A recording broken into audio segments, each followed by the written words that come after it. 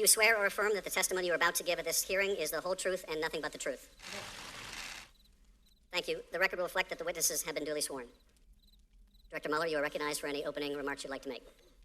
Good afternoon, Chairman Schiff, Ranking Member Nunes, and members of the committee.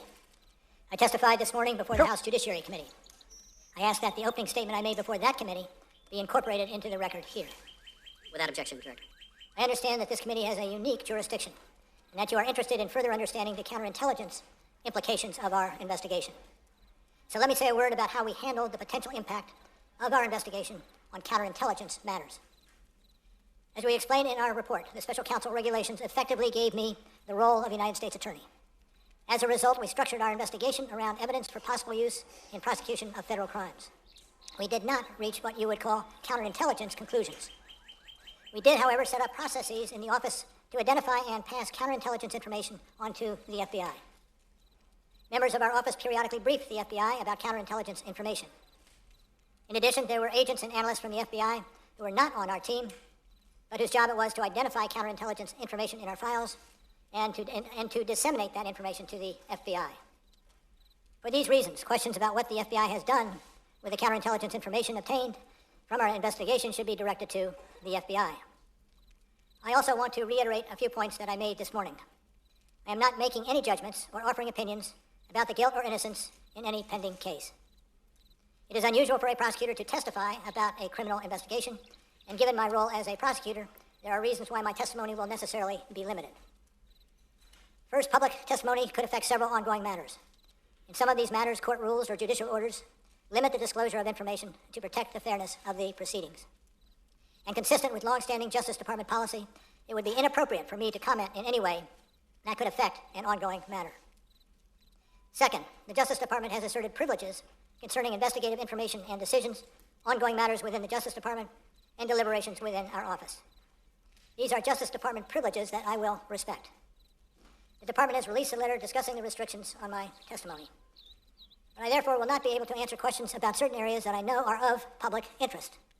For example, I am unable to address questions about the opening of the FBI's Russia investigation, which occurred months before my appointment, or matters related to the so-called Steele dossier.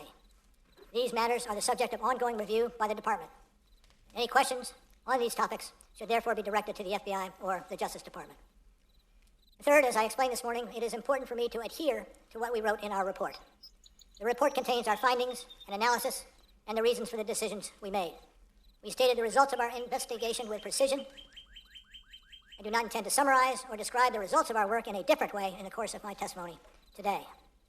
And as I stated in May, I also will not comment on the actions of the Attorney General or of Congress.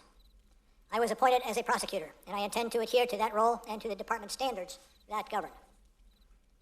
Finally, as I said this morning, over the course of my career, I've seen a number of challenges to our democracy. The Russian government's efforts to interfere in our election is among the most serious, and I am sure that the committee agrees. Now, before we go to questions, I want to add one correction to my testimony this morning. I want to go back to one thing that was said this morning by Mr. Liu, who said, and I quote, "You didn't charge the president because of the OLC opinion." That is not the correct way to say it. As we say in the report, and as I said at the opening, we did not reach a determination as to whether the president committed a crime. And with that, Mr. Chairman, I'm ready to answer questions. Thank you, Director Mueller. I recognize myself for 5 minutes. Director Mueller, your report describes a sweeping and systematic effort by Russia to influence our presidential election. Is that correct? That is correct. And during the course of this Russian interference in the election, the Russians made outreach to the Trump campaign, did they not? That occurred over the course of, that occurred.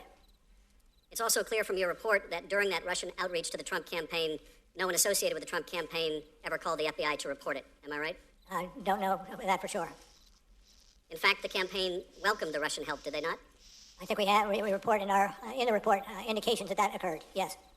The president's son said when he was approached about dirt on Hillary Clinton that the Trump campaign would love it? That is generally what was said, yes. The president himself called on the Russians to hack Hillary's emails? There was a statement by the president in those general lines. And numerous times during the campaign, the president praised the releases of the Russian-hacked emails through WikiLeaks. That did occur. Your report found that the Trump campaign planned, quote, a press strategy, communications campaign, and messaging, unquote, based on that Russian assistance. I am not familiar with that. That language comes from Volume 1, page 54. I never met Putin. I don't know who Putin is. He said one nice thing about me. He said I'm a genius. I said thank you very much to the newspaper, and that was the end of it. I never met Putin. I would treat Vladimir Putin firmly, but there's nothing I can think of that I'd rather do than have Russia friendly as opposed to the way they are right now, so that we can go and knock out ISIS together with other people and with other countries. Wouldn't it be nice if we actually got along with people? Wouldn't it be nice if we actually got along, as an example, with Russia? I'm all for it. Meanwhile, the GOP nominee, Donald Trump, has for the first time taken the lead in the Real Clear Politics average of recent polls. The numbers, as you see there, 45.7 for Trump, 44.6 for Clinton. Trump took that lead on a day in which he also took the attention away from this hall in Philadelphia, creating a media firestorm about one particular comment in a lengthy news conference. Chief political correspondent Carl Cameron starts us off tonight with the Trump campaign. In the wake of the DNC hacking scandal, Donald Trump gave Russia a green light to retrieve Hillary Clinton's lost emails. Russia, if you're listening, I hope you're able to find the 30,000 emails that are missing. The Clinton campaign pounced, quote, "This has to be the first time that a major presidential candidate has actively encouraged a foreign power to conduct espionage against his political opponent.